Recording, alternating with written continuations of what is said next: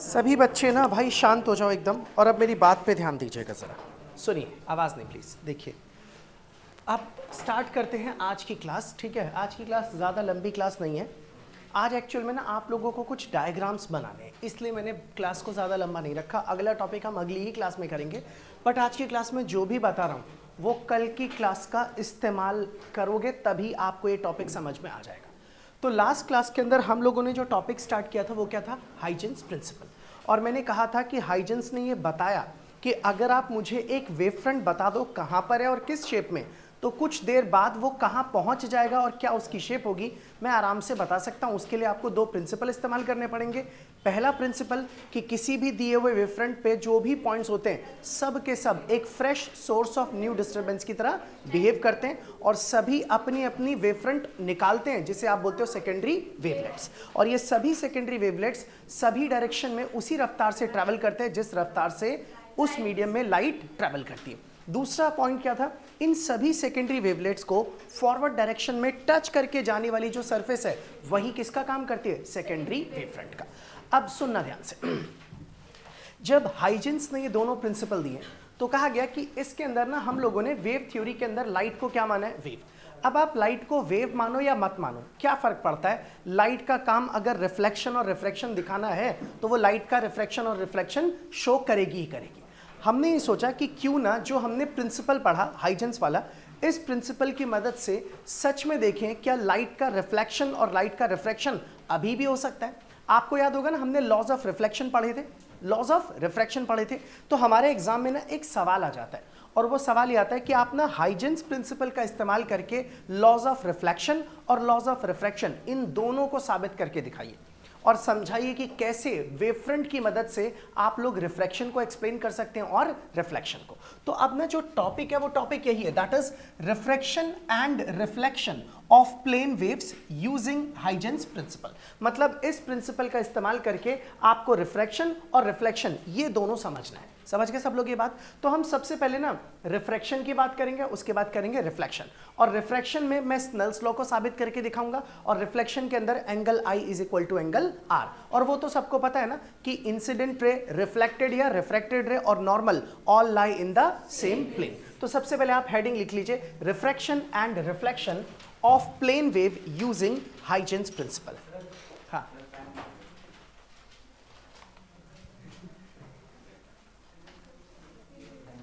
Board पे लिखा हुआ है refraction and reflection of plane wave using Huygens principle.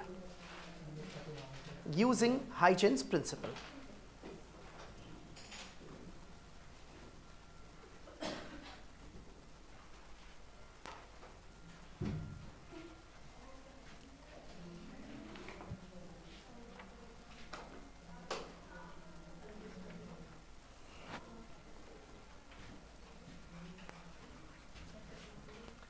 लिख लिया तक?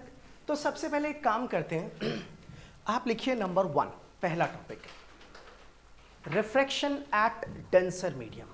Refraction at denser medium. और अब मैं समझाता हूं, सभी लोग ना भाई पूरा फोकस यही रखना कि ये क्या चीज है, हम कैसे इस चीज को समझेंगे। Refraction at denser medium, board पर ध्यान देना। सबसे ज्यादा जरूरी चीज है, मैं जो डायग्राम बना रहा हूं ये मैं कैसे बना रहा हूं, आपको एक एक स्टेप अच्छे से क्लियरली समझ में आना चाहिए, तभी आप इसे ठीक से ड्रॉ कर पाओगे, वरना बेकार में याद करोगे, याद रखोगे और फिर इसको ड्रॉ करना पड़ेगा। अब सुनते रहना ध्यान से, आवाज बिल्कुल नहीं, प्लीज ध्यान देना सब लोग। मान लीजिए मेरे पास इस तरीके का एक इंटरफेस है। पता है, मैंने तभी तो कहा कि आज की क्लास मैंने ज्यादा लंबी नहीं रखी, क्योंकि आज की क्लास में सिर्फ और सिर्फ डायग्राम बनाने और ये सभी डायग्राम्स बहुत ध्यान से समझ करके बनाने हैं। मान लीजिए, पीछे भाई बातें नहीं, ये आपके पास एक इंटरफेस है और मैंने इस इंटरफेस का नाम रख दिया दैट इज PQ। मैंने लिखवाया रिफ्रैक्शन एट डेंसर मीडियम, मतलब आपके जो इंसिडेंट वेव फ्रंट है वो रेयरर में है और वो वहां से कहां जा रहा है? डेंसर में। अब देखते हैं क्या होता है। सपोज कर लीजिए ये आपका फर्स्ट मीडियम है, ये एक रेयरर मीडियम है, लाइट की रफ्तार इसमें v1 है। ये आपका सेकेंड मीडियम है और ये एक डेंसर मीडियम है और इसमें लाइट की रफ्तार कितनी है? v2। ये चीज़ें तो आपको पहले से ही पता है कि डेंसर मीडियम में जो लाइट की रफ्तार होती है वो कम होती है as compare to rare medium के अंदर लाइट की रफ्तार से, ये हम लोग जानते हैं। अब यहां पर ये सब कुछ मैंने लिख दिया आप लोगों के सामने। अब मैं यहां से ना एक प्लेन वेव फ्रंट ले रहा हूं, और जो भी वेव फ्रंट लूंगा उसको जरा ना ध्यान से देखिएगा सब लोग। हम एक काम करते हैं, इस कलर से वेव फ्रंट को रिप्रेजेंट करते हैं। सही से देखिएगा ये कलर ना सबको, ठीक है? या फिर एक काम करता हूं, चेंज ही कर देता हूं, ये वाला कलर ले रहे हैं। सुनना ध्यान से, अब ढंग से समझना। मान लो आपके पास एक प्लेन वेव फ्रंट है, जैसे पेन या मार्कर है ना, ये प्लेन वेव फ्रंट इस तरीके से आ रहा है और एक मीडियम से दूसरे मीडियम में जाएगा। नहीं, बात मत करो भाई, ध्यान दो इधर। सपोज कर लीजिए ये रहा आपके पास आपका एक प्लेन वेव फ्रंट, जो कि कुछ इस तरीके से यहां पर मैंने बना दिया। इसका मीनिंग है कि ये वेव फ्रंट ऐसे करके आ रहा था, अभी रेयरर मीडियम में था, अब इसको किस में एंटर करना है? डेंसर में। मान लीजिए इस वेव फ्रंट का मैंने नाम रख दिया this is A and this is B, तो आप बोल सकते हो A B is a plane wave front, plane wave front है। अब ये जो प्लेन वेव फ्रंट है, आप सब लोग अच्छी तरह से जानते हैं कि ये जो प्लेन वेव फ्रंट है, हमेशा वेव फ्रंट के परपेंडिकुलर क्या होती है? Rays of light. तो मान लीजिए ये रही रेज ऑफ लाइट, और मैंने कोशिश की है कि ये काफी हद तक ना इसके क्या बन सके? परपेंडिकुलर। तो कुछ इस तरीके से मैंने इसको ड्रॉ कर दिया, और ऐसी ही रेज ऑफ लाइट आप यहां पर भी बना सकते हैं इस तरह से। तो अब आपको दिखेगा कि हाँ, ये मेरे पास एक वेव फ्रंट है और ये दोनों की दोनों रेज ऑफ लाइट है, और मैं इसके ऊपर ना ऐसे एरो डाल देता हूं ताकि आपको दिखाई दे कि वेव फ्रंट यहां से इस तरफ आगे की तरफ बढ़ रहा है। ठीक है, यहाँ तक की बात। अब ये एक वेव फ्रंट है। अच्छा, पहले ना ये वेव फ्रंट यहां पर था, थोड़ी देर बाद फिर ये आ गया है, फिर थोड़ी देर बाद आ गया है, फिर जब यहां पे पहुंचा तब इस वेव फ्रंट का ये वाला हिस्सा इंटरफेस पे पहुंच गया है। मतलब अब ये रेयरर मीडियम से किसमें एंटर करने वाला है? डेंसर में। और ये अभी भी कौन से मीडियम में है? रेयरर में ही है। अब आप लोग एक बात को समझिएगा अच्छे से, जैसे ही ये यहां पहुंच जाएगा, अब हम हाइजेंस का प्रिंसिपल अप्लाई करते हैं। हाइजेंस का प्रिंसिपल ये कहता है कि किसी भी गिवन वेव फ्रंट, जिसे आप बोलते हो प्राइमरी वेव फ्रंट, पर जितने भी पॉइंट्स होते हैं सब के सब fresh source of new disturbance की तरह बिहेव करते हैं, और ये अपने खुद के डिस्टरबेंसेस निकालते हैं, जिसे बोलते हैं सेकेंडरी वेवलेट्स। मैं एक काम करता हूं, इसके ऊपर 2 पॉइंट सोर्स ले लेता हूं, पहला, और एक सोर्स हम यहां पर ले लेते हैं। 2 सोर्सेज ले लिए जिससे हमारा काम हो जाए। आप सबसे पहले एक बात ये भी समझिए कि जैसे इस रे ऑफ लाइट को देखोगे तो ये ray of light rarer to denser जा रही है, तो ऑब्वियस सी बात है जब ये रेयरर टू डेंसर जाती है तो it band towards the normal. तो मैंने ऐसे बना दिया, तो ये बैंड हो जाएगी टुवर्ड्स द नॉर्मल, और इसकी बैंडिंग को हम यहां पर अभी ऐसे करके यूं दिखा सकते हैं, मैं भी दिखाऊंगा। अच्छा, आप सुनना, यहां से जो डिस्टरबेंस निकलेगा वो ट्रैवल करते करते आगे की तरफ बढ़ना शुरू होगा। मान लो ये डिस्टरबेंस निकला यहां पे, थोड़ी देर बाद ये वेव फ्रंट यहां पे, थोड़ी देर बाद ये वेव फ्रंट यहां पर, थोड़ी देर बाद ये वेव फ्रंट यहां पर। तो इस तरीके से आप ये कह सकते हैं कि सर इस वक्त ना हमारा ये जो वेव फ्रंट है, यहां से जो डिस्टरबेंस निकलेगा सेकेंडरी वेवलेट, वो ट्रैवल करते करते करते करते सीधा यहां तक आकर कैसे पहुंच जाएगा। इसे दिखाने के लिए मैं एक काम करता हूं, यहां पर ना ऐसे डॉटेड में दिखा देता हूं कि ये आपका ना एक स्फेरिकल वेव फ्रंट है जो यहां से निकला। बात समझ गए सब लोग? क्लियर एकदम? अच्छा, इसमें मान लेते हैं कि यहां से वेव फ्रंट को यहां तक पहुंचने में कुछ टाइम लगा, मान लेते हैं टी टाइम लगा। अच्छा, इस मीडियम में लाइट की रफ्तार कितनी थी? v1। अगर यहां से यहां तक पहुंचने में टी टाइम लगा, रफ्तार v1 टाइम t, तो इसका मतलब ये वाला डिस्टेंस कितना हो गया? v1 इंटू में t। क्लियर? अब आप देखेंगे कि जिस टाइम पर यहां से वेव फ्रंट चला उसी टाइम पर यहां से भी चला होगा वेव फ्रंट, लेकिन हम ये जानते हैं कि रेज ऑफ लाइट ना रेयरर टू डेंसर जा रही है, तो it band towards the normal. तो मैंने इसको बैंड कर दिया टुवर्ड्स द नॉर्मल, और मान लीजिए अब की बार आपका जो डिस्टरबेंस था वो ट्रैवल करके यहां से यहां तक पहुंचा।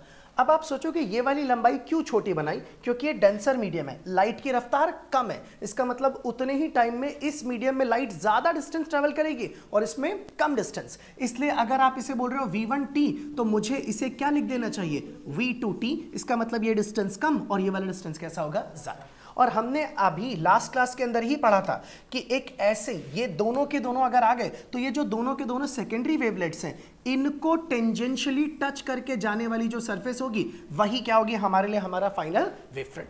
तो ये रहा आपका सेकेंडरी वेव फ्रंट, और हम ये जानते हैं कि rays of light wave front के परपेंडिकुलर होती है, तो मैंने एक परपेंडिकुलर यहां पर ड्रॉ कर दिया कुछ इस तरीके से, और ऐसे ही इस जगह पर भी मैंने ड्रॉ कर दिया किसको? परपेंडिकुलर को। और इस तरह से आप ये कह सकते हैं कि हमारा जो वेव फ्रंट है वो एक मीडियम से दूसरे मीडियम में एंटर कर गया। आपको मेरी बात समझ में आ रही है? आप अगर इसे ऐसे देखें तो आपको लगेगा सर ये ना प्लेन वेव फ्रंट AB था, इसे एक्चुअल में सीधा सीधा सीधा यूं चले जाना चाहिए था, लेकिन रास्ते में आ गया कौन सा मीडियम? Denser medium. इसलिए वेव फ्रंट यहां से आया और ये बैंड हो गया, वो भी कहां की तरफ? Towards the normal. Meaning clear? तो मैंने इसके अंदर कुछ नहीं किया, मैंने सिर्फ अप्लाई किया हाइजेंस प्रिंसिपल को, और उसके बाद ये अपने आप ही इंसिडेंट वेव फ्रंट बन गया, और ये वाला कौन सा, रिफ्रैक्टेड। अब मैं ना इसके ऊपर थोड़ी सी नेमिंग कर देता हूं, इसको थोड़ा ऐसा बना करके दिखा देता हूं, this is the incident wave front. तो यहां लिख देते हैं इंसिडेंट वेव फ्रंट, और ये जो वेव फ्रंट आप लोग देख रहे हैं this is the refracted wave front. तो ये रहा रिफ्रैक्टेड वेव फ्रंट, और इसको ना जानबूझ करके मैंने ऐसे टेढ़ी मेढ़ी लाइन दिखाई है ताकि आप इसको कोई नॉर्मल रे या कोई लाइन ना समझ लो, इसलिए ऐसा बना के दिखा दिया कि ये वाला wave front plane wave front है इंसिडेंट, और ये वाला रिफ्रैक्टेड वेव फ्रंट है, और यहां पर incident wave front, refracted wave front, और जब आपका ये वेव फ्रंट एक रेयरर से डेंसर मीडियम में गया तो ये बैंड हो गया टुवर्ड्स द नॉर्मल। आप इसको देख के समझ पा रहे ना कि जैसे स्ट्रक्चर दिख रहा है वैसे ही है। अब ये सब हो जाने के बाद अब हम एक काम करते हैं, लॉ को प्रूफ करते हैं, लॉ ऑफ रिफ्रैक्शन को। अब वो कैसे करेंगे थोड़ा सा ध्यान दीजिएगा और सब लोग समझने की कोशिश भी करना। सुनो भाई, सबसे पहले तो मैं चाहूं तो यहां पर भी ना एक नॉर्मल बना देता हूं इस तरीके से, ये रहा एक नॉर्मल, और यहां पर आप देख सकते हैं कि सर अगर आपकी ये लाइट जो है वो इंसिडेंट रे ऐसे आ रही है और ये नॉर्मल है, तो ये जो एंगल होता है this is the angle of incidence, ठीक है। और हम जानते हैं कि ये एंगल 90 डिग्री होगा क्योंकि वेव फ्रंट, रे ऑफ लाइट एक दूसरे के परपेंडिकुलर, ये वाला एंगल भी कितना होगा 90 डिग्री का। ओके, अब सुनना ध्यान से, मैंने ये एंगल निकालना चाहता हूं, क्यों, मैं वजह बता दूंगा अभी आपको। चलो मान लेते हैं ये वाला एंगल अभी थोड़ी देर के लिए कितना है, थीटा। आप मुझे बताइए ये जो एंगल है ये वाला, ये पूरा कितना होता है, तो ये वाला एंगल कितना होगा 90 माइनस आई, ये ठीक है यहाँ तक। तो एक काम करते हैं, सब मिटा देते हैं और मिटा करके सीधा बोल देता हूं ये वाला एंगल हो गया 90 माइनस आई। अब मुझे ये एंगल बताओ कितना है, 90। तो इन दोनों का सम कितना होगा 90, तो आप लिखोगे 90 माइनस आई प्लस में थीटा इज इक्वल टू 90, 90 से 90 कैंसिल, तो थीटा इज इक्वल टू आई। तो बस मुझे पता लग गया कि जहां मैंने थीटा माना ना वो एक्चुअल में एंगल आई के ही बराबर होगा। तो मैं इस चीज को चाहूं तो यहां लिख देता हूं कि दिस इज द एंगल आई, ठीक है सभी के लिए। आप इसे ऐसे भी देख सकते हो कि ये वाली जो लाइन है और ये वाली जो लाइन है ये एक दूसरे के परपेंडिकुलर, ठीक है भाई, मैंने ऐसे लिख दिया इसको इस तरह से। अगर मैं अपने अंगूठे को आई एंगल से घुमाऊंगा तो ये वाली जो लाइन है ये भी उतनी एंगल से क्या हो जाएगी, घूम जाएगी, इसलिए जितना एंगल ये उतना एंगल ये लॉजिकल प्रूफ था। बात समझ गए सब लोग? सेम इसी तरीके से अगर आप इसे एंगल आर बोलते हो, ये refracted angle, angle of refraction है, तो आप एक बात बताइए, ये एंगल अगर आर है तो ये वाला एंगल मुझे एक बारी कैलकुलेट करना है, देखते हैं जरा कैसे होता है। एक काम करते हैं, अगर मैं पूछूं ये पूरा एंगल कितना है 90, तो ये आर, तो ये वाला कितना हो जाएगा, तो ये रहा 90 माइनस आर, मैंने इस तरह से इसको लिख दिया। ओके, ये 90 है, ये वाला एंगल मुझे नहीं पता, चलो मान लेते हैं थीटा। अब तीनों एंगल का सम कितना होता है 180, तो एक काम करते हैं, पहला एंगल हो गया 90 माइनस आर, दूसरा एंगल आपके पास हो गया 90, और तीसरा एंगल थीटा, और सबका सम 180। अच्छा, 90 प्लस 90 इज 180, 180 से 180 कैंसिल, तो थीटा इज इक्वल टू में आर। तो यहां से भी आप लोगों को ये चीज पता लग गई कि जिससे आपने थीटा माना है वही एक्चुअल में आर के बराबर होगा। एग्जाम में आपको ये सब करके दिखाने की जरूरत नहीं है, आप डायरेक्टली इसे एंगल आर लिख दीजिए और डायरेक्टली इसे एंगल आई लिख सकते हैं। समझ गए? अब ये सब हो जाने के बाद मैं एक्चुअल में ना सोच रहा हूं ना कि लॉ ऑफ रिफ्रैक्शन को प्रूफ करना है, और उसमें दो चीजें दिखानी है मुझे। एक तो Snell's law, sine I upon sine R is equal to refractive index, और दूसरा ये होता है कि इसके अंदर इंसिडेंट और रिफ्रैक्टेड और नॉर्मल तीनों एक ही प्लेन में होना चाहिए। तो अब एक काम करते हैं, पहले देखते हैं ऐसा कौन सा ट्राइंगल है जो मुझे साइन आई निकाल करके दे सकता है। तो जरा ध्यान से सुनना, मैं यहां लिख रहा हूं इन ट्राइंगल, वो भी right triangle, that is A B, इसका कोई नाम नहीं रखा, एक काम करते हैं इसका नाम सी रख देते हैं और इसका नाम रख देते हैं ई, क्योंकि डी का इस्तेमाल हमने डेंसर के लिए कर रखा है।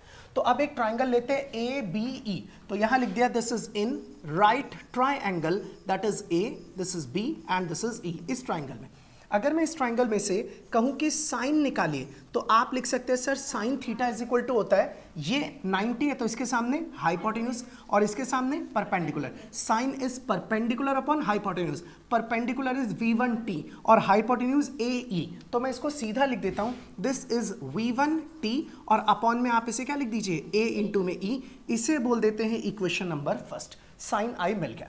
इसी तरीके से अब मुझे चाहिए साइन आर। एक और ट्राइंगल कंसीडर कर देते हैं इन राइट ट्राइंगल, कौन से वाले ट्राइंगल में, यस, ये वाला एंगल आर है, ए सी और यहां पर ई, तो मैंने लिख दिया इन राइट ट्राइंगल दैट इज ए, उसके बाद सी और उसके बाद ई। इसमें से एक बार साइन आर को कैलकुलेट करते हैं, तो साइन आर फिर से ये एंगल 90, तो ये रहा हाइपोटेन्यूज, एंगल के सामने perpendicular, sine R is perpendicular upon hypotenuse, ये परपेंडिकुलर की लंबाई v2t और हाइपोटेन्यूज इज ae, तो मैंने इस चीज को लिख दिया दिस इज v2t और अपॉन में यहां पर क्या लिख देते हैं, दिस इज ae, इसे बोल देते हैं इक्वेशन नंबर सेकंड। अब जब मुझे साइन आई और साइन आर दोनों ही पता चल गए, तो एक बार इनको डिवाइड करके चेक कर लेते हैं कि सच में ये स्नेल्स लॉ दिखाता है, देता है या फिर नहीं। तो मैंने इक्वेशन नंबर फर्स्ट को इक्वेशन नंबर सेकंड से डिवाइड कर दिया। ऊपर आपके पास क्या लिखा था, दिस इज साइन आई, और नीचे आपके पास क्या लिखा है, दिस इज साइन आर। तो what is your sine I, this is v1t upon में आ जाएगा a इंटू में e, और नीचे की तरफ आप इसे लिखेंगे v2t और अपॉन में भी क्या आ जाएगा a इंटू में e, ae से ae कैंसिल, t से t कैंसिल, आपके पास बचेगा v1 अपॉन में v2। किसी को याद है ये क्या होता था, रिफ्रैक्टिव इंडेक्स, यस, तो यही क्या होता था, refractive index of second medium with respect to first. इसका मतलब मैंने जब इसको डिवाइड किया तो अपने आप ही ये एक लॉ बन करके आ गया, और वो कौन सा था, स्नेल्स लॉ। इसका मतलब कोई फर्क नहीं पड़ता, आप हाइजेंस के प्रिंसिपल से आराम से रिफ्रैक्शन ऑफ लाइट को प्रूफ कर सकते हो। क्लियर। और अगर आप इसे देखेंगे तो साफ साफ दिख रहा है कि ये आपका इंसिडेंट वेव फ्रंट, ये आपका रिफ्रैक्टेड वेव फ्रंट और ये आपका नॉर्मल, तीनों एक ही प्लेन में है, मतलब दोनों ही बातें सेटिस्फाई हो गई। इसे कहा जाता है कि हमने हाइजेंस की वेव थ्योरी का इस्तेमाल करके रिफ्रैक्शन ऑफ लाइट को यहां पर साबित कर दिया और दोनों के दोनों लॉस को एक्सप्लेन भी कर दिया। मतलब अगर आप इसे वेव भी मानते हो तो भी कोई फर्क नहीं पड़ता, जैसा बिहेवियर हमने पहले देखा था अभी भी इस केस में आपको बिहेवियर वैसे का वैसा ही दिख रहा है। समझ में आ रही बात सभी लोगों को? तो अब आप इसे ड्रॉ कर लीजिए। अगर आप इसे किताब में देखेंगे तो बुक में ये रहा वो डायग्राम भाई, ठीक है। ये इंसिडेंट वेव फ्रंट, ये रिफ्रैक्टेड वेव फ्रंट, ये मीडियम 1, मीडियम 2, ये सारी चीजें वही हैं जो मैंने क्या, अरे ये पूरे का पूरा जो वेव फ्रंट है ये ऐसे आ रहा है और यहां पर ये क्या हो गया, रिफ्रैक्ट हो गया, और ये जो आपको डॉटेड लाइन दिख रही है ना, यही एक तरह से किसका काम कर रही है, नॉर्मल का। तो ये तीनों एक ही प्लेन में। ये पेपर में कई बार आ चुका है भाई और ये इंपॉर्टेंट भी है।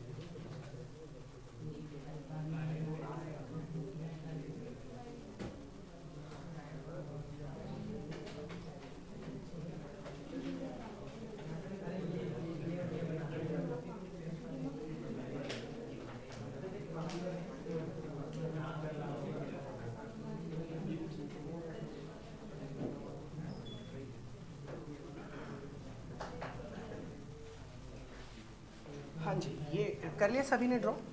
अब ना एक बात सुनिएगा ध्यान से, अगर ये सब लोग ड्रॉ कर चुके तो अब एक वही सिंपल सी बात, क्योंकि आपके पास incident wave front, refracted wave front और normal all lie in the same plane, और आप इसके साथ में लिख लीजिए स्नेल्स लॉ, इसके साथ ब्रैकेट में लिख लो स्नेल्स लॉ,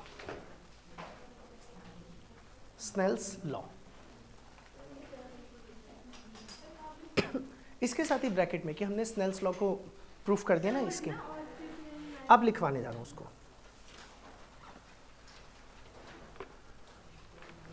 अब लिखिए इसके बारे में, it is clear from figure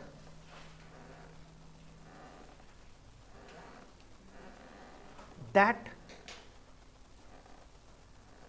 the incident raise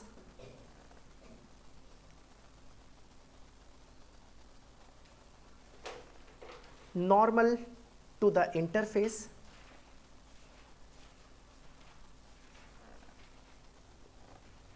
and refracted rays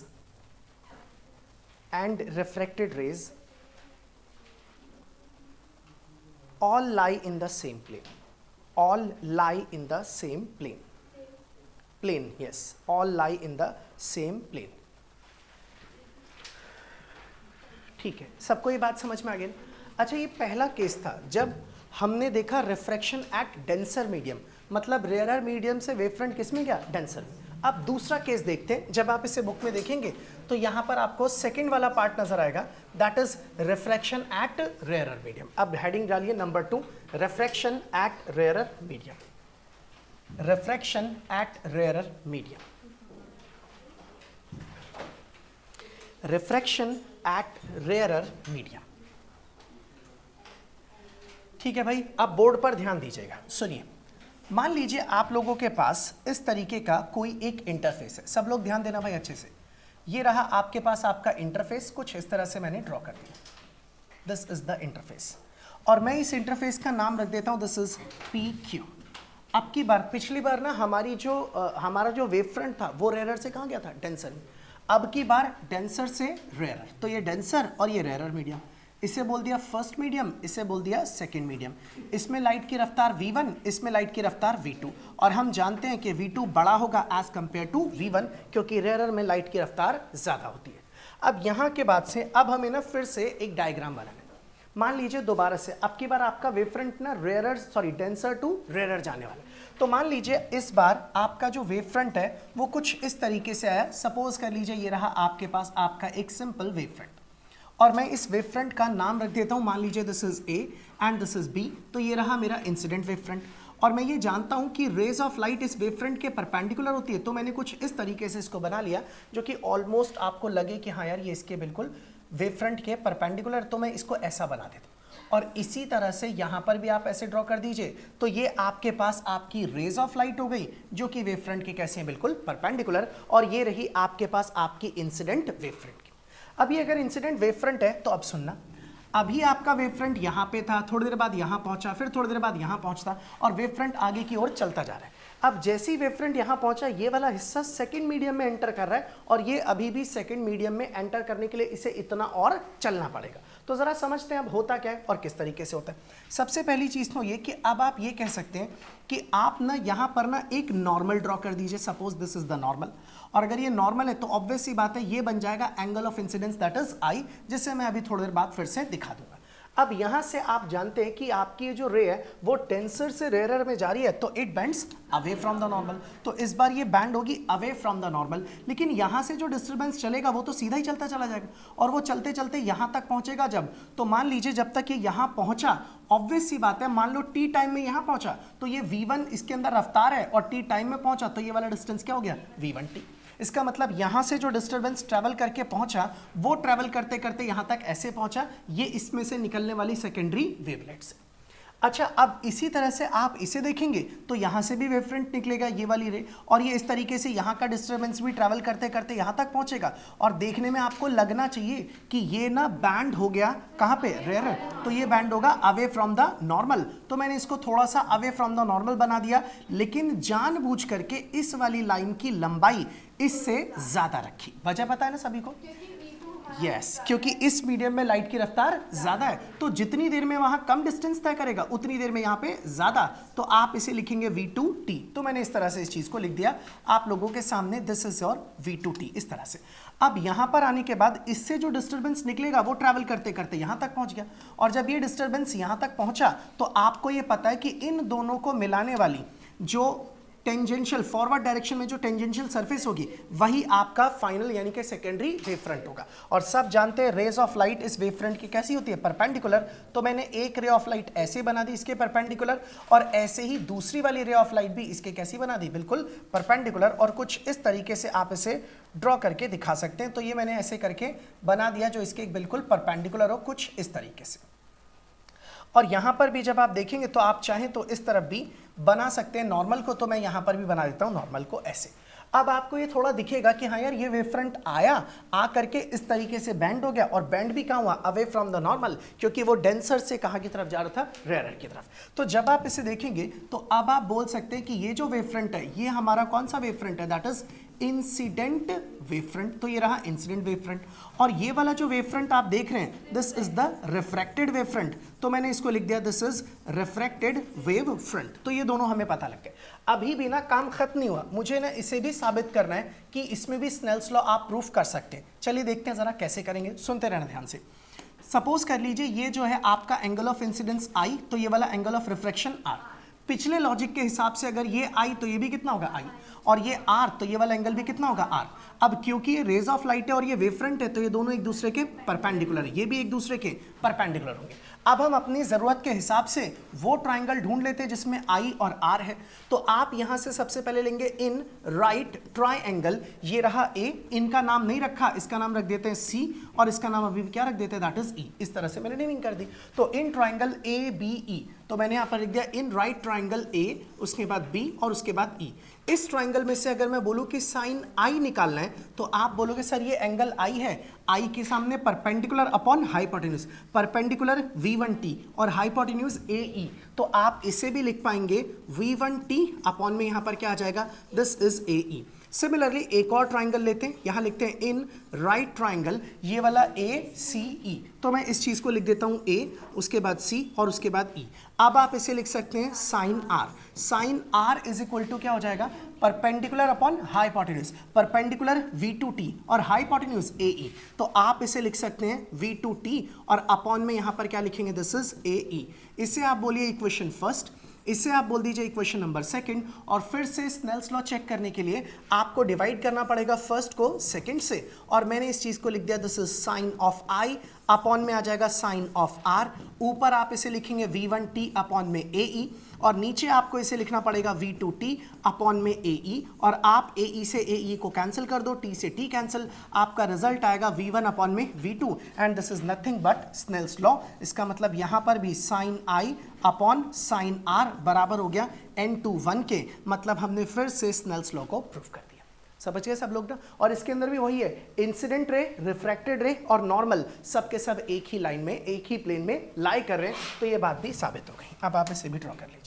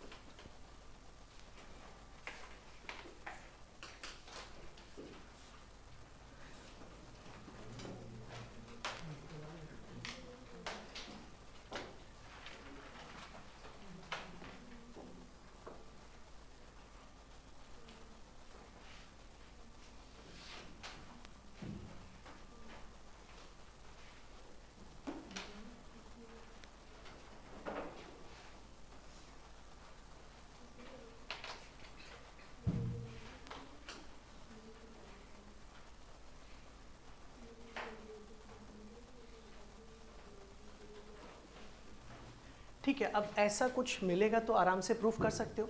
और हमारे पेपर में जब भी आता है तो कोई एक ही पूछते हैं कि बस स्नेल्स लॉ ऑफ रिफ्रैक्शन को साबित कीजिए, तो कोई सा भी एक कर देना। लेकिन अगर वो लिख दे refraction at rare medium, refraction at denser medium, तो फिर जो बोला जाएगा आपको वो करना है। मैंने दोनों ही आपके साथ डिस्कस कर दी। अब रिफ्रैक्शन का काम तो खत्म हो गया, अब बाकी बचा कौन? रिफ्लेक्शन। अब हमें रिफ्लेक्शन ऑफ लाइट भी प्रूफ करना है, उसको भी देखते हैं कि इसकी मदद से वो हो पाता है कि नहीं। और इसमें मैं फिर से नहीं लिखवा रहा कि ये तीनों एक ही प्लेन पर लाई करते हैं, तो ये सब कुछ नॉर्मल है, आप समझ सकते हैं। चले फिर आगे की तरफ। अब लिखिए number 3, reflection of light. Reflection of light.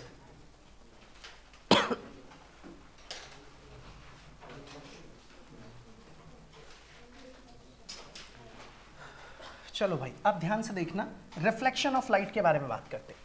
तो जब आप यहां देखेंगे ना, ये रहा रिफ्रैक्शन एट रेयर मीडियम और ये रहा reflection of a plane wave by plane surface, या सिंपली बोल दीजिए रिफ्लेक्शन ऑफ लाइट। अब भाई थोड़ा ना ध्यान देना सब लोग, ये डायग्राम भी इजी है, आसानी से बन जाएगा, बट थोड़ा कॉम्प्लिकेटेड सा लगेगा। क्यों? आप समझिएगा ध्यान से, बताता हूं अभी। सपोज कर लीजिए आप लोगों के सामने ये एक मिरर है, अब तक एक इंटरफेस था, इस बार एक मिरर बना रहे हैं, या एक ऐसी सरफेस जिस पर लाइट का रिफ्लेक्शन हो सके, जिसे बोल सकते हैं आप लोग रिफ्लेक्टिंग सरफेस। और मैं इस रिफ्लेक्टिंग सरफेस का नाम रख देता हूं, दिस इज PQ। अब क्योंकि ये रिफ्लेक्टिंग है, इसीलिए मैं इसको दिखाने के लिए ऐसा ड्रॉ कर देता हूं इस तरीके से, ताकि लगे कि पीछे की तरफ इसमें पॉलिश हो रखी है या फिर पेंट हो रखा है और ऊपर वाली सरफेस कैसी है? रिफ्लेक्टिंग। अब आप लोगों के सामने मैं यहां पर ना एक प्लेन इंसिडेंट वेव फ्रंट बनाने जा रहा हूं, और जो प्लेन वेव फ्रंट है वो कुछ इस तरीके से बनाने जा रहा हूं। यानी कि ये रहा आपके पास आपका प्लेन वेव फ्रंट, पहले समझ लो। ये वेव फ्रंट यहां पर जाने के बाद अब ये रिफ्लेक्ट होकर के ऐसे जाएगा, मतलब वेव फ्रंट ऐसे आएगा, रिफ्लेक्ट होगा और फिर वापस ऐसे चला जाएगा। तो अब ना एक ही जगह पर आपके सामने कुछ ऐसे कॉम्प्लिकेट, मतलब दो दो ट्राइंगल्स एक के ऊपर एक दिखेंगे तो शायद वो अजीब दिख सकता है, लेकिन जरा अच्छे से देखोगे तो सब कुछ क्लियरली समझ में आ जाएगा। तो अब सब लोग ध्यान देना, इसके नीचे तो कुछ बनाना नहीं, यहाँ कोई मीडियम 1 मीडियम 2 का लॉजिक है ही नहीं, ना यहाँ पे कोई रिफ्रैक्टिव इंडेक्स की बात है, स्पीड की बात है, तो भैया एक ही मीडियम है तो दोनों इंसिडेंट या रिफ्लेक्टेड दोनों के केस में स्पीड कैसी रहेगी? बिल्कुल सेम। तो मान लेते हैं स्पीड तो v ही रहेगी। सपोज कर लीजिए मैं यहाँ लिख देता हूँ द स्पीड इज v, तो इस तरीके से मैंने लिख दिया स्पीड जो है वो लाइट की v है। मान लीजिए आपके पास आपका वेव फ्रंट यहाँ पर कुछ इस तरीके से है, this is the plane wave front जो कि इंसिडेंट हो रहा है इसके ऊपर, this is the plane wave front. और ये जो वेव फ्रंट है मैं इसका नाम रख देता हूँ, this is A and this is B। तो ये रहा मेरे पास एक इंसिडेंट प्लेन वेव फ्रंट। अब हम जानते हैं कि रेज ऑफ लाइट इसके बिल्कुल परपेंडिकुलर होती हैं, तो मैं कुछ इस तरह से इसको ड्रॉ कर रहा हूं और ये कोशिश करूंगा कि ये बिल्कुल परपेंडिकुलर बन जाए ताकि दिक्कत ना आए। तो मैंने इस तरीके से इसको ड्रॉ कर दिया, this is the incident ray जो कि कुछ इसके ऊपर दिख रही है, इस वेव फ्रंट के बिल्कुल परपेंडिकुलर, और ये वाला जो डायरेक्शन है वो इस तरफ दिखा दी। ऐसे ही आप इसको भी अगर बनाएंगे तो ऐसे ही आप इसे भी यहाँ पे दिखा सकते हैं कि ये रही आपके पास आपकी इंसिडेंट रे, सॉरी, तो ये रही आपकी इंसिडेंट रे, और इसके ऊपर भी मैंने एरो इस तरह से डाल दिया और कोशिश की कि एंगल कितना बने? 90 डिग्री का। अब ये तो इंसिडेंट वेव फ्रंट आ गया आपके पास। अब सुनना, यहां पर कोई रिफ्रैक्शन नहीं हो रहा, आपका ये वेव फ्रंट पहले यहां था, फिर यहां पहुंचा, फिर यहां पहुंचा, फिर यहां पहुंचा, अब तक ये नॉर्मली चल रहा था। जैसे ही वेव फ्रंट यहां पहुंचेगा इसका रिफ्लेक्शन होना शुरू हो जाएगा, और इसका रिफ्लेक्शन अभी नहीं होगा क्योंकि इसे यहां से यहां तक पहुंचने में अभी वक्त है और इसको डिस्टेंस भी क्या करना पड़ेगा? तय करना पड़ेगा। जैसे ही यहां पर पहुंचेगा मैं एक काम करता हूं, इस जगह पर ना एक नॉर्मल को ड्रॉ कर देता हूं। तो ये रहा मेरे पास मेरा एक नॉर्मल, और यहां पर नॉर्मल ड्रॉ कर दिया तो ये आपकी लाइट आई, और जितने एंगल से टकराएगी वही बन जाएगा आपका एंगल ऑफ इंसिडेंस आई। तो मैंने इसको लिख दिया एंगल ऑफ इंसिडेंस आई, ऐसा मान लेते हैं। अब ये एंगल इंसिडेंस आई है। अब ध्यान से सुनना, ये जो आपके सामने यहां तक पहुंचा तो ये वेव फ्रंट है, हाइजेंस का प्रिंसिपल इस्तेमाल करते हैं, हर एक पॉइंट फ्रेश सोर्स की तरह बिहेव करता है। यहां पर भी जो पॉइंट है वो भी बिहेव करेगा, यहां भी जो पॉइंट है वो भी बिहेव करेगा। अब दोनों के दोनों फ्रेश सोर्स की तरह बिहेव करेंगे। सुनना, इसका रिफ्लेक्शन स्टार्ट हो जाएगा लेकिन इसका रिफ्लेक्शन नहीं होगा। ये रिफ्लेक्शन की वजह से यहाँ का वेव फ्रंट ट्रैवल करते करते आगे पहुंचेगा, ये वाला वेव फ्रंट बिना रिफ्लेक्शन के आगे चलेगा, ये और आगे जाएगा, ये भी और आगे जाएगा, जब तक ये यहाँ पहुंचेगा तब तक ये यहाँ पहुंच पाएगा। और इस तरह से आप बोलोगे सर यहाँ का डिस्टर्बेंस यहाँ पहुंच गया, यहाँ का डिस्टर्बेंस यहाँ पहुंच गया, इन दोनों को मिला देते हैं, ये नया वाला वेव फ्रंट आपके सामने तैयार। समझ में आ रही बात क्या बोल रहा हूँ? लेकिन सुनना, रिफ्लेक्शन के बाद ये जितना डिस्टेंस तय करेगा और ये जितना डिस्टेंस तय करेगा दोनों इक्वल होंगे, क्योंकि टाइम भी सेम और स्पीड भी सेम। तो अब मैं इसको थोड़ा ठीक से ड्रॉ कर देता हूँ, ये बस मुझे आप लोगों को समझाना था इसलिए मैंने ऐसा किया। तो अब एक काम करते हैं, यहाँ से मैं एक लाइन वैसी ही ड्रॉ कर लेता हूँ जैसी थी, मतलब यहाँ वाला डिस्टर्बेंस ट्रैवल करेगा और चलते चलते अपने ही रास्ते पर सीधा यहाँ तक पहुँचेगा इस तरह से। और जब यहाँ पहुँचेगा तो एक काम करते हैं, लाइट की रफ्तार v और टाइम कितना लगा t, तो इसको ना मैं अभी थोड़ी देर बाद लिख लूँगा, जगह जहाँ पे मिलेगी उसके हिसाब से एडजस्ट करके लिख दूंगा। लेकिन इतना है कि यहाँ का डिस्टर्बेंस ट्रैवल करते करते यहाँ तक पहुँच चुका। ऐसे ही यहाँ से भी आप देखेंगे तो ये रिफ्लेक्ट होगा और ये रिफ्लेक्ट होते होते यहाँ तक पहुँचेगा। अब की बार मैं इसको यूं इस तरह से यूं करके दिखा देता हूँ, ऐसे करके इसकी लंबाई और इसकी लंबाई कैसी लेनी पड़ेगी, सेम। तो अब आप इसे अगर चाहें तो इसे लिख दीजिए vt, और यहाँ पर भी अब जगह है तो मैं इसे क्या लिख देता हूँ, दिस इज vt। और आप अब बोलोगे कि ये वाला डिस्टर्बेंस जब यहाँ पहुँच गया तो एक ये और दूसरा ये, तो मैं एक काम करता हूँ, इसे यहाँ से ऐसे हटा के इस तरह से बना देता हूँ। आवाज़ नहीं प्लीज़ सुनिए। तो ये वाला जो वेव फ्रंट है इसका डिस्टर्बेंस मैं ऐसे करके दिखा देता हूँ इस तरह से, और यहाँ पर अब आप इन दोनों को मिला देंगे तो this is your final wave front, जैसे आप बोलोगे सेकेंडरी वेव फ्रंट। और ये वाली रे ऑफ लाइट अभी भी इसके कैसी रहेगी, बिल्कुल परपेंडिकुलर। और ऐसे ही आप इसे भी बना दीजिए, ये भी इसके कैसी रहेगी, बिल्कुल परपेंडिकुलर। तो इस तरीके से हमने इसको ड्रॉ कर दिया और यहाँ पर वापस डाल देते हैं एरो। अब आप देखोगे तो आपको थोड़ा फील होगा कि हाँ भाई ये एक वेव फ्रंट था, ऐसे ट्रैवल करते करते आया, यहाँ पर टकराया, जिसकी वजह से क्या हो गया, रिफ्लेक्शन। इसका मतलब जब तक ये आगे चलता गया ये वाला हिस्सा कहाँ जाता गया, पीछे, फिर ये आगे ये वाला पीछे, और जैसे ही यहाँ पहुंचा ये वाला हिस्सा यहाँ पहुंच गया। अब ये भी रिफ्लेक्ट हो रहा है और ये तो रिफ्लेक्ट हो ही चुका है, और ये पूरे का पूरा ऐसे करके आगे चला गया। इसका मतलब आपका इंसिडेंट वेव फ्रंट आया, टकराया और यूं चला गया। इसका मतलब दिख रहा है कि हाँ यार यहाँ पर क्या हो रहा है, रिफ्लेक्शन। और मैंने इसको समझाने के लिए किसका इस्तेमाल किया, हाइजेंस प्रिंसिपल का। अब सबको बात समझ में आ गई यहाँ तक। अब यहाँ के बाद से आगे की चीज देखना, अब तो सारा कुछ बहुत ही ज्यादा इजी और आसान है। एक काम करते हैं, इसका नाम था AB, आप इसे चाहें तो दिखा दीजिए बेटर तरीके से ताकि आपको दिक्कत ना हो। This is your incident wave front, तो मैं यहां लिख देता हूं इंसिडेंट वेव फ्रंट। दूसरा ये है आपका रिफ्लेक्टेड वेव फ्रंट, तो मैं इसको लिख देता हूं this is the reflected wave front. तो ये रहा आपका रिफ्लेक्टेड वेव फ्रंट, एक इंसिडेंट और एक रिफ्लेक्टेड। और हम जानते हैं कि ये वाला एंगल 90 डिग्री होगा और ये एंगल भी 90, क्योंकि rays of light wave front के हमेशा परपेंडिकुलर। इसके अलावा अगर ये एंगल I है, ध्यान से देखना, ये वाला एंगल I, तो ये वाला एंगल भी कितना बनेगा, I ही बनेगा। अभी भी बताया था। सेम लॉजिक से अगर आप देखें तो आप एक नॉर्मल यहां पर भी बना सकते हैं, ऐसे ही ध्यान देना जरा सब लोग।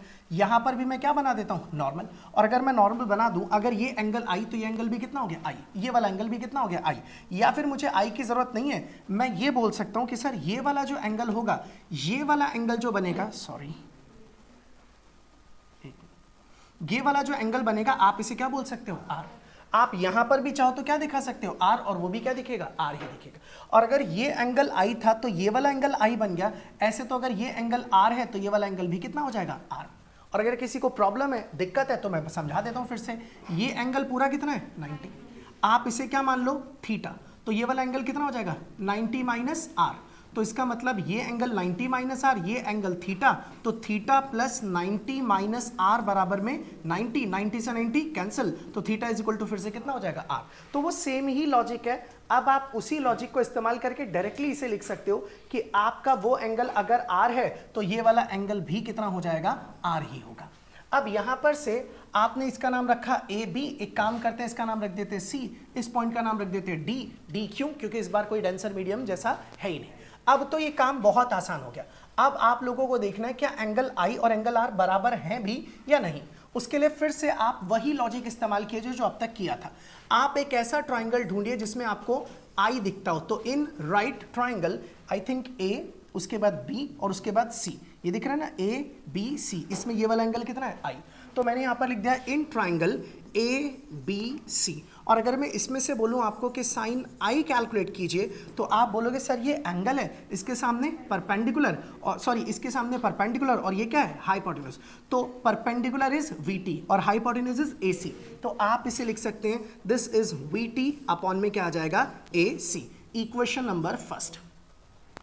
ऐसे ही आप दूसरा वाला एक और राइट ट्राइंगल लेते हैं, तो आप लिखेंगे इन राइट ट्राइंगल जिसमें एंगल आर हो, ये वाला। तो ये वाला कौन सा, ए डी सी, ठीक लिखा एकदम। तो आप इसे लिख सकते हैं एंगल ए, उसके बाद डी और उसके बाद सी। इसमें से आप निकालिए साइन आर को।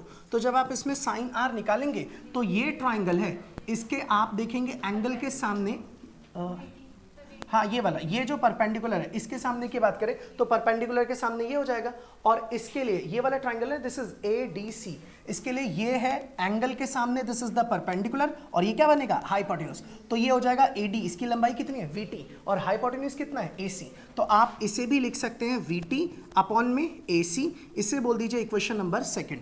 और इस बार दोनों को डिवाइड करने की जरूरत ही नहीं है क्योंकि दोनों ही एक दूसरे के इक्वल है फ्रॉम फर्स्ट एंड सेकेंड। आप बोलोगे sir sine i v t upon a c, sine r v t upon a c, it means कि sine i is equal to sine r, और साइन से साइन हटा दीजिए तो i is equal to r, इसका मतलब angle of incidence is equal to angle of reflection. और वही चीज कि incident wave front, reflected wave front और normal all lie in the same plane, मतलब रिफ्लेक्शन भी इससे प्रूफ हो गया। समझ गए सब लोग? अब आप इसे कर लीजिए।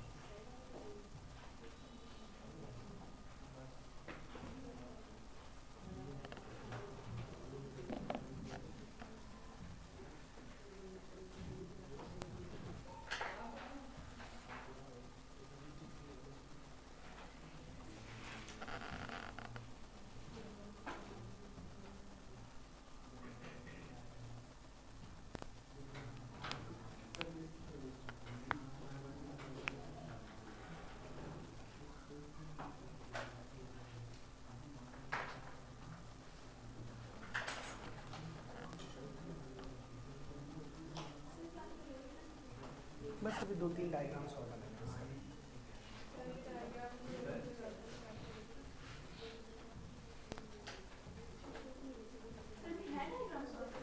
अब इतने कॉम्प्लिकेटेड नहीं सर। हाँ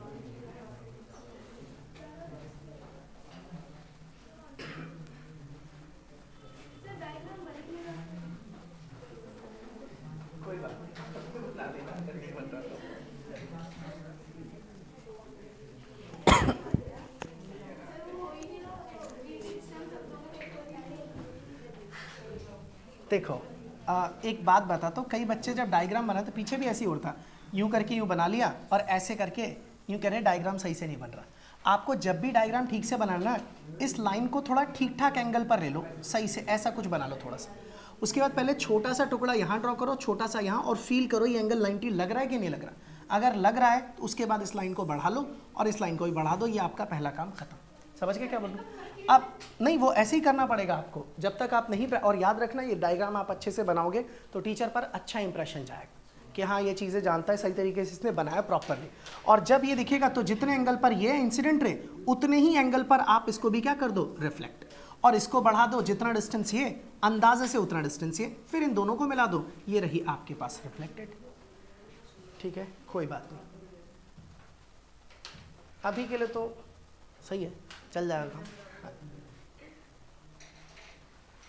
फोटो क्लिक कर लिया ना किसी ने?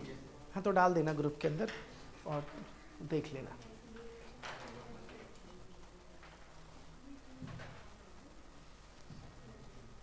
वैसे देखने में तो लग रहा है ये सब क्या है कि इतनी सारी लाइनें मार रखी हैं, ऐसा लग रहा है तीर सारे मार रखे हैं, कुछ तीर उधर से आ रहे हैं और कुछ तीर इधर से चले गए। रिफ्लेक्शन ऑफ तीर ऑन द रिफ्लेक्टिंग सरफेस।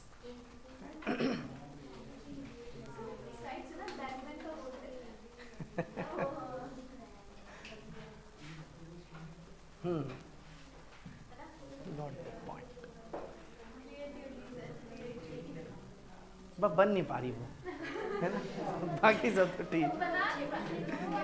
कोई बना देगा तो देख के अच्छा पहचान सकते हो। ठीक है भाई, ये हो गया सबका कंप्लीट। अब देखो छोटे छोटे 2-3 डायग्राम्स हैं, उनको अच्छे से समझ लेना, वो बेहद आसान और इजी से। अब ये वाला पार्ट खत्म हो गया और यकीन मानिए ये बड़ा ही इंपॉर्टेंट पार्ट था। हाइजेंस प्रिंसिपल, कई बार ऐसे देखा है, हाइजेंस प्रिंसिपल बताइए और उसके बाद उसकी मदद से रिफ्लेक्शन और रिफ्रैक्शन के बारे में बताइए। और यहाँ पर भी वो लाइन आप जरूर लिखेंगे, incident, reflected and normal all lie in the same plane. चलिए अब हम ना आगे चल के ना प्लेन वेवफ्रंट का बिहेवियर देखते हैं towards the prism, towards the lens, towards the mirror, इन सब के बारे में। सबसे पहले आवाज नहीं प्लीज, हेडिंग लिखिए, behaviour of prism, lens and spherical mirror. Next heading है behaviour of prism, lens and spherical mirror. Behaviour of prism, lens and spherical mirror.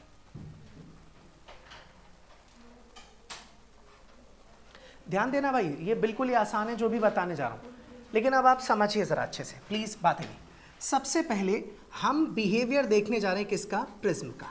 आप लोगों को सिर्फ और सिर्फ डायग्राम्स बनाने और ढंग से बातों को समझना है। सुनो, अगर एक प्लेन वेवफ्रंट एक प्रिज्म पर इंसिडेंट कराया जाए तो आपका जो रिफ्रैक्टेड या इमर्जेंट वेवफ्रंट होगा वो कैसा होगा, उस चीज को समझना। ध्यान दीजिए, आवाज नहीं बिल्कुल भी प्लीज सुनिए। मान लीजिए आप लोगों के पास ये रहा इस तरीके से एक प्रिज्म। अभी कोई भी बच्चा डायग्राम फिलहाल के लिए मत बनाना, मैं एंड में इसको ठीक से बना दूंगा। अभी सिर्फ समझाने का मकसद है कि आप प्रॉपरली इस चीज को समझ पाएं ढंग से। सुनिएगा गौर से। मान लो ये आपके पास आपका एक प्रिज्म है और ये रहा एक प्लेन वेवफ्रंट। इस वेवफ्रंट का नाम रख देते हैं A and this is B. हम जानते हैं इस वेवफ्रंट के ऊपर जो रेज ऑफ लाइट है वो इसके कैसी होती है, बिल्कुल परपेंडिकुलर। आप ऐसे करके यूं दिखा दो कि भाई ये रेज ऑफ लाइट है, पैरेलल है, तभी तो आपका वेवफ्रंट कैसा है, प्लेन वेवफ्रंट। अच्छा, ये वेवफ्रंट पहले पीछे था, थोड़ी देर बाद कहाँ पहुंचा, आगे, फिर थोड़ी देर बाद और आगे, और एक वक्त ऐसा आएगा जब आपका वेवफ्रंट यहाँ पहुंच जाएगा। अब आप बोलोगे सर वेवफ्रंट का ये वाला हिस्सा प्रिज्म के अंदर एंटर करने वाला है, लेकिन ये दोनों अभी भी प्रिज्म में एंटर नहीं करेंगे, थोड़ी देर बाद एंटर करेंगे। लेकिन हमें तो पता है कि प्रिज्म बना है ग्लास का, इसका रिफ्रैक्टिव इंडेक्स ज्यादा यानी कि डेंसर और बाहर वाला मीडियम रेयर है, तो ये धीरे चलेगा, अंदर लाइट की स्पीड कम और बाहर लाइट की स्पीड ज्यादा। अब मैं सबको एक साथ चलाने के लिए स्टार्ट कर रहा हूं, ध्यान से सुनना सब लोग। देखो होगा क्या, जो लाइट अंदर चलेगी वो धीरे चलेगी इसलिए कम डिस्टेंस तय करेगी, लेकिन ये लाइट तो अभी भी तेज चलेगी, ये लाइट अभी भी कैसे चलेगी, बिल्कुल तेज, इसलिए इनकी रफ्तार से, इसलिए दोनों इक्वली आगे बढ़ गए, ये पीछे रह गए और वो आगे। अब थोड़ी देर बाद ये एंटर करने वाली है, ये अभी भी पीछे रहेगी और ये थोड़ा सा आगे चली गई। अब ये एंटर करने के बाद ये भी धीरे चलेगी, ये भी धीरे ही चल रही थी लेकिन ये अभी भी कैसे चलेगी, तेज। फिर ये धीरे चल रही है, ये भी धीरे चल रही है, ये अभी भी तेज चल रही है, अब ये भी धीरे, ये भी धीरे, लेकिन ये अब तीनों की रफ्तार कैसी हो गई, सेम। अब ये थोड़ी देर में बाहर निकल जाएगी, ये अभी भी पीछे रहेगी, ये अभी भी पीछे, और इस तरीके से जब तक ये यहाँ पहुँचेगी तब तक ये यहाँ पहुँचेगी, तब तक ये यहाँ, और फिर फाइनली ये यहाँ पर, ये यहाँ पर, और ये यहाँ पर, और एट द एंड जब ये यहाँ पहुँचेगी तब तक ये यहाँ पर, और तब तक ये यहाँ पर पहुँचेगी। आप बोल सकते हो कि आपके जो सेकेंडरी वेवलेट्स है वो यहाँ पर आकर के पहुँच गए, और इन सभी सेकेंडरी वेवलेट्स को फॉरवर्ड डायरेक्शन में जो सरफेस टच करेगी वही आपका इमर्जेंट वेवफ्रंट बन जाएगा। और रेज ऑफ लाइट हमेशा इन वेवफ्रंट के कैसे बनाओगे आप? परपेंडिकुलर। तो आपको दिखेगा कि भाई मैंने एक प्लेन वेवफ्रंट भेजा था और उस प्रिज्म ने उस प्लेन वेवफ्रंट को बैंड कर दिया towards the base of the prism. ऐसा ही होता है, सिंपल सी बात। अब कई बार टीचर हमसे पूछते हैं कि ऐसा हुआ क्यों, क्या वजह थी, तो आप इसका जवाब क्या दोगे? ध्यान से सुनना, मैं लिखवा भी दूंगा इस चीज को। आप बोलोगे सर ये जो वेव फ्रंट है इसके जो डिफरेंट पोर्शंस हैं, डिफरेंट जो पॉइंट्स हैं, वो प्रिज्म की अलग अलग थिकनेस से होकर के गुजरे। सबसे ऊपर वाला हिस्सा प्रिज्म की बहुत छोटी थिकनेस से गुजरा, मिडल वाला हिस्सा प्रिज्म की ठीक ठाक थिकनेस से गुजरा, और सबसे नीचे वाला हिस्सा बहुत ज्यादा थिकनेस से गुजरा। जो हिस्सा कम थिकनेस से गुजरा उसकी रफ्तार थोड़ी देर के लिए कम रही, इसलिए वो कहाँ निकल गया? आगे। और जो हिस्सा बीच में से गुजरा उसकी रफ्तार थोड़ी ज्यादा टाइम के लिए धीरे रही, इसलिए वो थोड़ा सा पीछे रह गया। और जो हिस्सा सबसे नीचे से गुजरा उसकी रफ्तार काफी देर तक के लिए धीमी रही, जिसकी वजह से वो कहाँ रह गया? बिल्कुल पीछे। इसलिए आपका वेव फ्रंट पहले भी प्लेन था, अभी भी प्लेन है, लेकिन बस वो पहले जो सीधा जा रहा था अब वो बैंड हो गया towards the base of the prism. और यही चीज हमारी एनसीईआरटी ने इस तरह से एक डायग्राम के फॉर्म में दिखाई है कि ये रहा आपका इंसिडेंट प्लेन वेव फ्रंट और ये रहा आपका इमर्जेंट या फिर बोल दीजिए रिफ्रैक्टेड प्लेन वेव फ्रंट। बात समझ गए सब लोग? तो अब ना ये मैंने डायग्राम बना तो दिया आप लोगों के सामने, लेकिन आप लोगों को ये ऐसे नहीं बनाना इतना सब कुछ, ये सिर्फ एक्सप्लेन करने के लिए था। आप अगर चाहें तो इसको कुछ इस तरह से ड्रॉ करके दिखा सकते हैं जो मैं आपको बता रहा हूं, देखना ध्यान से। सपोज कर लीजिए मैं इस जगह पर कलर ही चेंज कर लेते हैं, इस जगह पर ना हम इस तरीके से वेव फ्रंट को ड्रॉ करके दिखाते हैं। सपोज कर लीजिए ये रहा आपके पास आपका एक वेव फ्रंट जो मैंने स्ट्रेट लाइन से दिखा दिया, और ये स्ट्रेट लाइन से दिखाने के बाद इसके ऊपर रेज ऑफ लाइट भी कुछ इसी तरह से रिप्रेजेंट करके दिखा देते हैं कि ये रही आपके पास आपकी रेज ऑफ लाइट जो वेव फ्रंट के बिल्कुल परपेंडिकुलर है। आप चाहें तो यहां लिख दीजिए this is the incident wave front, ये आपका इंसिडेंट वेव फ्रंट है। और जब ये वेव फ्रंट इस प्रिज्म से बाहर निकला तो बाहर निकलने पर ये थोड़ा सा टेढ़ा हो गया नीचे की तरफ, और यहां पर अब आप रेज ऑफ लाइट को इस तरह से दिखा दीजिए और इसे आप बोलेंगे इमर्जेंट, या फिर आप बोल दीजिए this is the refracted wave front. तो ये रहा आपका रिफ्रैक्टेड वेव फ्रंट, और रीजन आप लोगों को अच्छे से पता है। सब लोग बात समझ गए? आप पहले इस डायग्राम को ड्रॉ कर लीजिए फिर नीचे में लिखिए। बेस ये बेस, तो ये कह रहे ये सीधा जा रहा था तो ये बेस ऑफ द प्रिज्म होता है ना, it bend towards the base. ऊपर जाता है तो अवे फ्रॉम द बेस, लिखने के लिए तो चाहिए। वो था कि जब लाइट अंदर जाती है और एंगल ऑफ मिनिमम डेविएशन वाली कंडीशन आती है तो लाइट रे अंदर की ओर बेस के पैरेलल हो जाती है।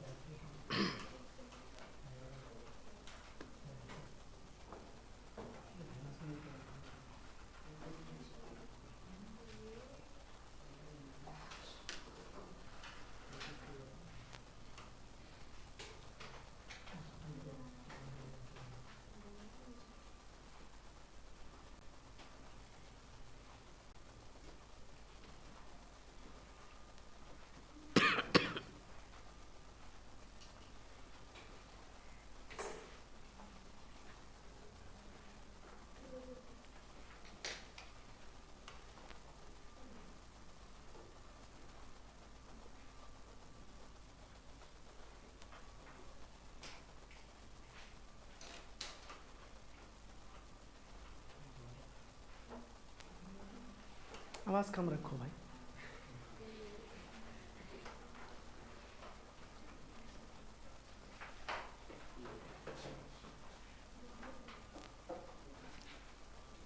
ठीक है, हो गया भाई behaviour of prism.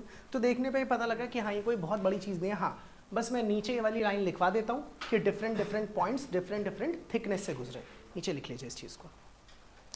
Different parts of the wave front, different parts of the wave front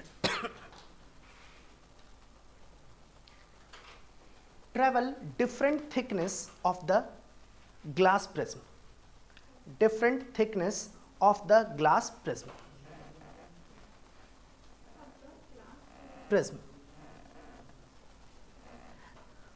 comma maximum at the bottom,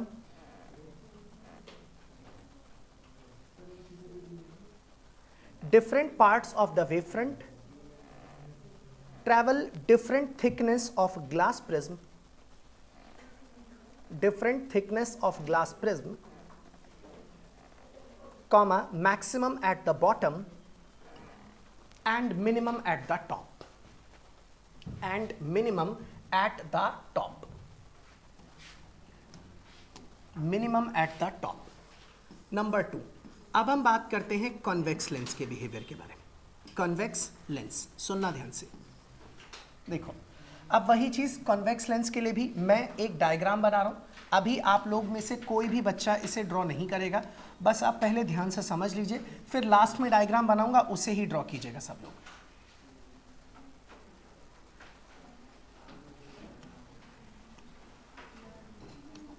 चलो भाई सुनो, ध्यान दो. मान लीजिए आपके पास एक कॉन्वेक्स लेंस बना रहा हूं इस तरीके से. This is a convex lens. अब ये जो कॉन्वेक्स लेंस है ये कुछ इस तरह से ड्रॉ कर देता हूं ताकि आपको ये साफ साफ दिखाई दे, और इसकी थिकनेस मैंने जानबूझ के बड़ी बना रखी है ताकि अच्छे से आप इसे देख पाए. अब ना मान लीजिए यहां पर आपके पास ना इस तरीके का कोई भी एक प्लेन वेवफ्रंट है. ये रहा एक प्लेन वेवफ्रंट. ये प्लेन वेवफ्रंट इस तरीके से आगे की ओर बढ़ रहा था. ये वेवफ्रंट पहले यहां था, थोड़ी देर बाद यहां, थोड़ी देर बाद यहां. फाइनली एक वक्त ऐसा आएगा जब ना वो यहां पर इतना नजदीक पहुंच जाएगा कि अब ना ये वाला हिस्सा इस लेंस के अंदर एंटर करने वाला है. ये अभी भी एंटर नहीं कर रहा और ये अभी भी एंटर नहीं करने वाला. जो एंटर कर गया अब उसकी रफ्तार क्या हो गई? कम. इनकी रफ्तार ज़्यादा. जब तक ये और आगे पहुंचेंगे तब तक ये ज़रा सा ही आगे पहुंचेगा. अब तीनों ही एंटर कर चुके हैं, इसका मतलब अब तीनों की रफ्तार सेम, लेकिन ये पीछे, ये आगे और ये भी कहाँ होगा? आगे. अब चलते चलते जब ये यहाँ पहुंचेगा तब तक ये भी यहाँ पहुंचेगा, लेकिन तब तक ये कहाँ रह जाएगा? पीछे. इस बार ये बाहर निकल गए तो इनकी रफ्तार ज़्यादा, ये अभी भी पीछे, इसकी रफ्तार भी और ज़्यादा, तो ये आगे. जब ये यहाँ पर पहुँचेगा तब तक ये यहाँ पहुँच जाएंगे. यहाँ पर एक सेकेंडरी वेवलेट्स ये रहा, दूसरा ये रहा, तीसरा ये रहा, और इन सबको टच करके जाने वाली जो सरफेस होगी वही क्या होगी? आपकी सेकेंडरी वेवफ्रंट. और जब आप इसे देखेंगे तो आपको ये लगेगा कि हाँ यार ये आपका नया वेवफ्रंट है. इसके परपेंडिकुलर जो रेज ऑफ लाइट होंगी वही आपके लिए बनेगी रेज ऑफ लाइट, और ये रहा वेवफ्रंट. और अब आपको लगेगा कि भाई ये वेवफ्रंट कैसा है? कन्वर्जिंग, वो भी कैसा? स्फेरिकल. तो सेम लॉजिक पिछले वाला भी है. इस बार भी आपका वेवफ्रंट इस लेंस की अलग अलग थिकनेस से होकर के गुजर रहा था, इसलिए ये ऐसा बन गया. अच्छा, आप लोग ना ऐसा मत दिखाना इस चीज को, या तो आप सीधा इंसिडेंट और रिफ्रैक्टेड दोनों ही इन चीजों को दिखा दीजिए. अदरवाइज आप एक काम कर सकते हैं कि इसको ऐसे ही बना दीजिए जैसा मैं आपके सामने ड्रॉ कर रहा हूं. सुनना ध्यान से. मान लीजिए मैंने इस तरह से एक लाइन ड्रॉ कर दी और ये काम कर रही है किस चीज का? एक प्रिंसिपल एक्सिस का. Suppose this is the principal axis, और यहां पर से ना मैं कुछ रेज ऑफ लाइट और बना रहा हूं. मान लीजिए ये रही आपके पास एक रे ऑफ लाइट इस तरीके की पहली, और इसी को बिल्कुल ऐसी प्रिंसिपल एक्सिस के पैरेलल ये रही आपकी दूसरी रेज ऑफ लाइट कुछ इस तरह से. इनके ऊपर इस तरह से मैंने एरो डाल दिया, और हम जानते हैं कि इस लेंस का काम है लाइट को कन्वर्ज करना, तो वो इसको यहाँ कन्वर्ज करेगा. ऐसे ही ये भी लाइट को यहाँ पर लाके कन्वर्ज कर देगा. और जब ये दोनों की दोनों लाइट रेज यहाँ पर आकर के इस तरह से कन्वर्ज हो जाएंगी, कन्वर्ज होंगी, तो ऑब्वियस सी बात है अब आप इससे बोल सकते हैं कि सर मुझे वेवफ्रंट अगर बनाना है तो मुझे इनके ऊपर क्या ड्रॉ करना पड़ेगा? परपेंडिकुलर. याद है ना, वेवफ्रंट हमेशा इनके क्या होता है? परपेंडिकुलर. और आप इन पे परपेंडिकुलर ड्रॉ करके इन सबको ही मिला दीजिए, ये आपका वेवफ्रंट बन जाएगा. थोड़ी बाद ये वेवफ्रंट आगे, और जहां पर भी ये मिलेगा आप उस पॉइंट को क्या बोलोगे? फोकस. तो इस बार आप बोल सकते हैं ये कौन सा हो गया? Converging spherical wave. और यहां पर क्या हो गया? फ्रंट. तो ये इस तरीके से था. मतलब पहले ये वेव फ्रंट कैसा था? बिल्कुल प्लेन. तो आप इसे चाहें तो लिख सकते हैं this is the plane wave front, और ये रहा आपका converging spherical wave front. Clear हो गया सभी लोगों को? इसका मतलब अगर इस लेंस ने कन्वर्जिंग स्फेरिकल वेव फ्रंट बनाया तो कॉन्केव कैसा बनाएगा? Diverging spherical wave front. आप इसे लिख लीजिए.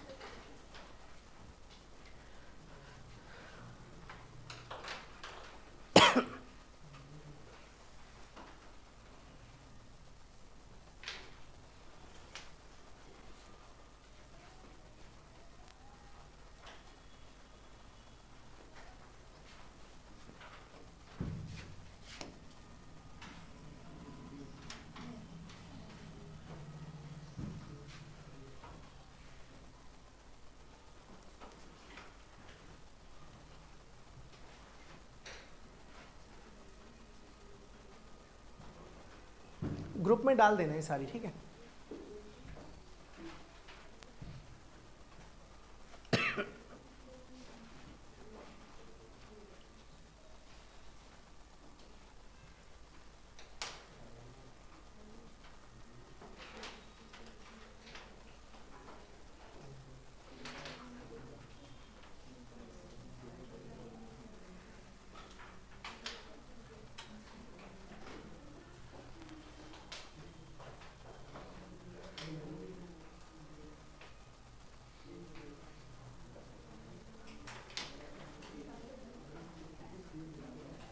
कर लिया यहाँ तक सबने कंप्लीट? ओके जल्दी। अब कौन सा वाला लेंस ले लेते हैं? कॉनकेव। तो अब आप नेक्स्ट हेडिंग लिखिए number 3, concave lens. Convex lens हो गया, अब आएगा कॉनकेव। और अब कॉनकेव के बारे में मैं वैसे नहीं एक्सप्लेन करूंगा जैसे इसमें एक एक करके बताया, अब सीधा ही डायग्राम बनाने जा रहा हूं। और ध्यान से देखना, फिर से हम ऐसे ही सबसे पहले एक लेंस को ड्रॉ कर लेते हैं। ये आपका तीसरा वाला केस होगा। सपोज कर लीजिए ये रहा आपके पास एक लेंस जो कि मैं कॉनकेव शेप का बना रहा हूँ। उसके लिए मैं एक काम करता हूँ, मुझसे गड़बड़ ना हो इसलिए मैं यहाँ पर एक लाइन ऐसे ड्रॉ कर लेता हूँ कुछ इस तरीके से, और इसको एकदम बीचों बीच में ले आते हैं। इसी तरीके की एक और लाइन यहाँ पर भी ड्रॉ कर लेता हूँ। ठीक है, अब ये ड्रॉ करने के बाद आप अगर चाहें तो बिल्कुल बीचों बीच में एक छोटी लाइन और ड्रॉ कर लो।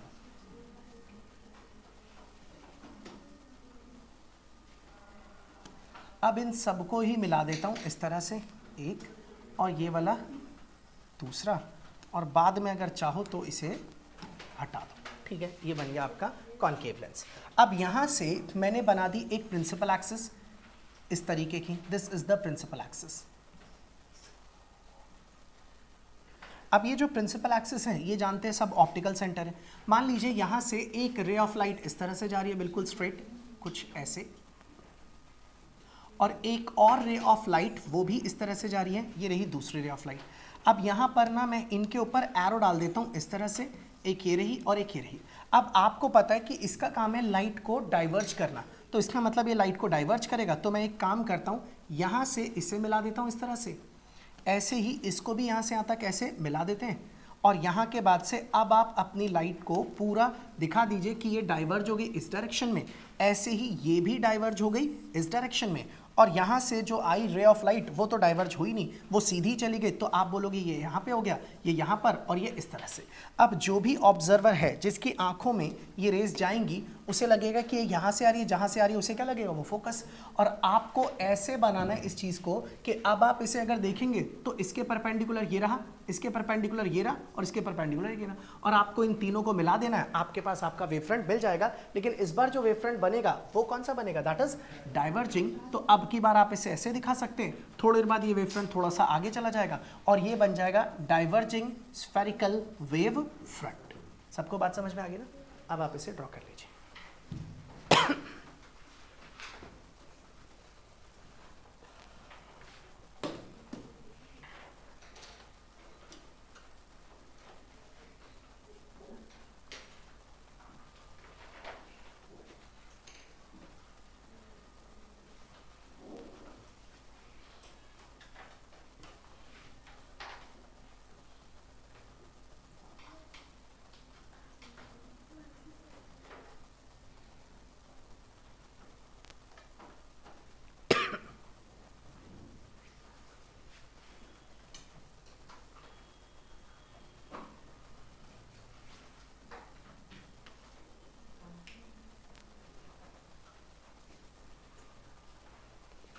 पता है इसीलिए ऑप्टिक्स और वेव ऑप्टिक्स, रे ऑप्टिक्स, इनकी क्लास बड़ी टाइम टेकिंग होती है, क्योंकि पहले टीचर चित्रकारी करता है, फिर बच्चे करते हैं चित्रकारी, फिर करने के बाद बोलते हैं बन नहीं रहा मेरे से, क्या करो।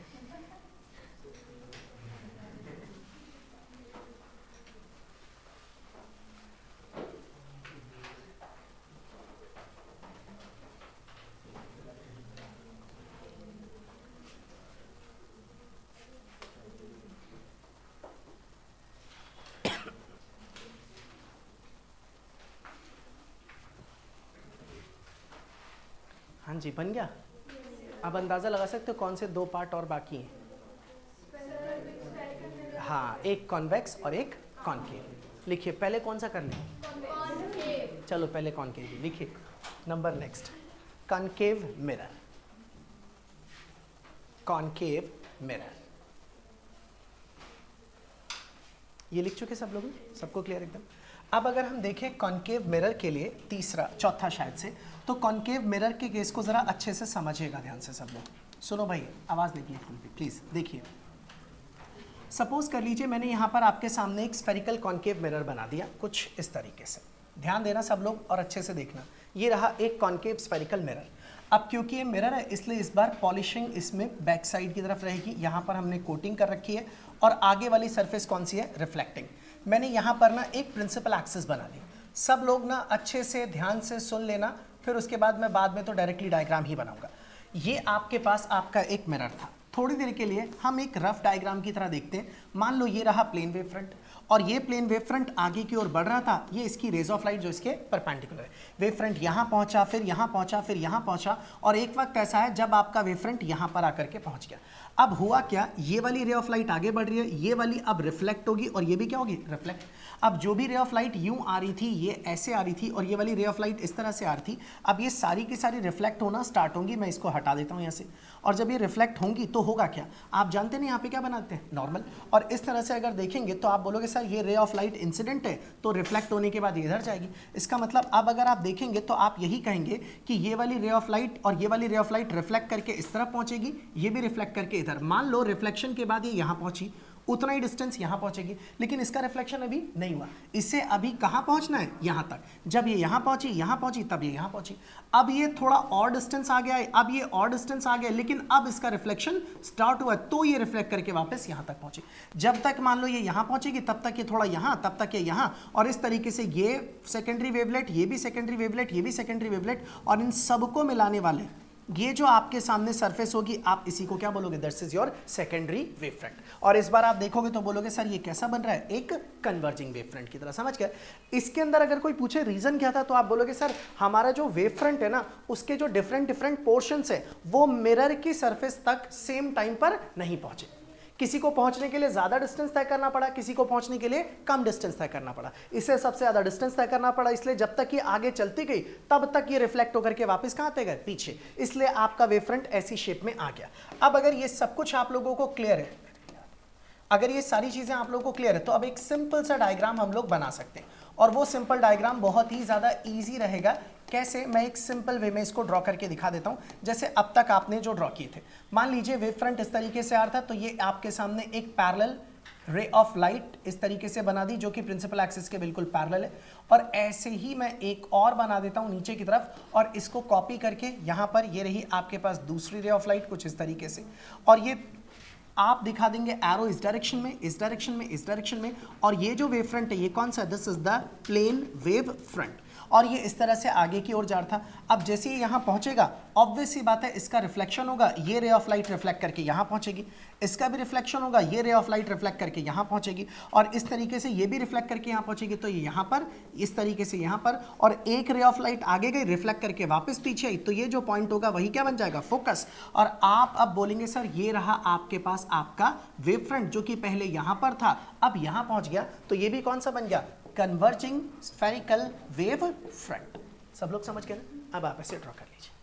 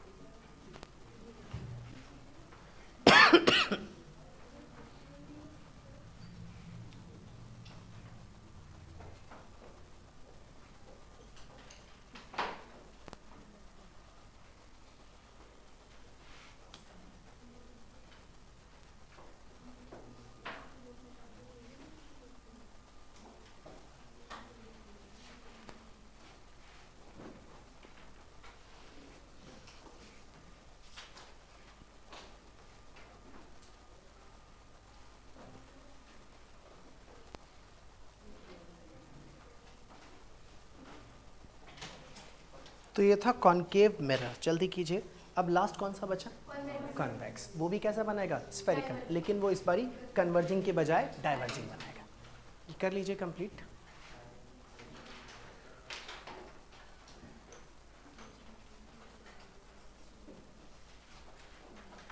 ये CSWF समझ जाओगे ना पेपर के बाद, बोलो यार ये सब क्या है, पता नहीं क्या लिखवाया था है।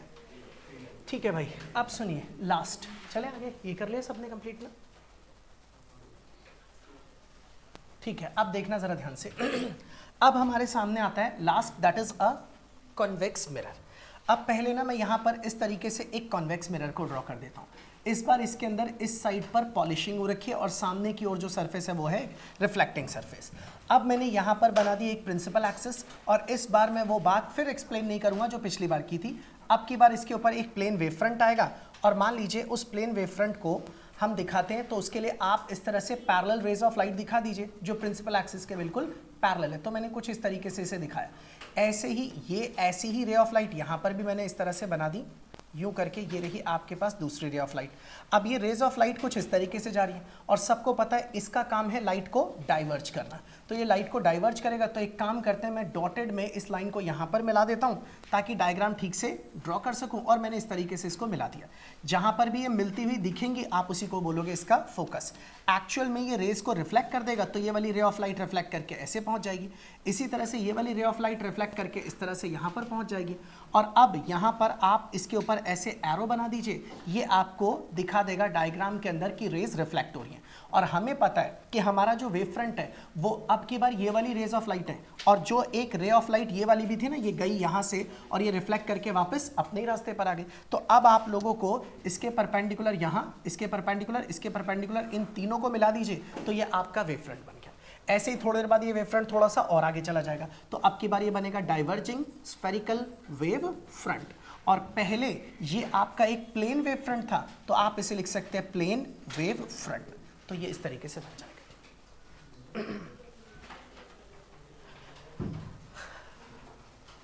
अच्छा, इतना सब पढ़ लेने के बाद अब वैसे तो टॉपिक खत्म, हम अगली क्लास में बाकी चीज़ें करेंगे। अभी तक तो न्यूमेरिकल वगैरह कुछ आए नहीं, नेक्स्ट क्लास में एक दो न्यूमेरिकल्स दिखेंगे, फिर हम देखते हैं। और अब ना मुझे एक सवाल का जवाब दो, आज का टॉपिक तो खत्म हो गया, कि क्या ये सब पढ़ लेने के बाद किसी बच्चे को ये समझ में आया कि क्यों लाइट की रफ्तार बदलने से लाइट एक मीडियम से दूसरे मीडियम में जाती है तो वो बैंड हो जाती है, या तो टुवर्ड्स द नॉर्मल या फिर अवे फ्रॉम द नॉर्मल।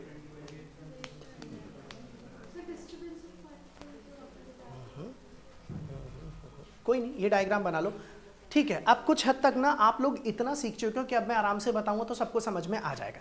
आप पहले इसे ड्रॉ कर लीजिए, कर लिया ड्रॉ, इसको पहले ड्रॉ कर लो, फिर उसके बाद काम खत्म। फिर बस एक बात बताता हूँ और फिर आज की क्लास फिनिश।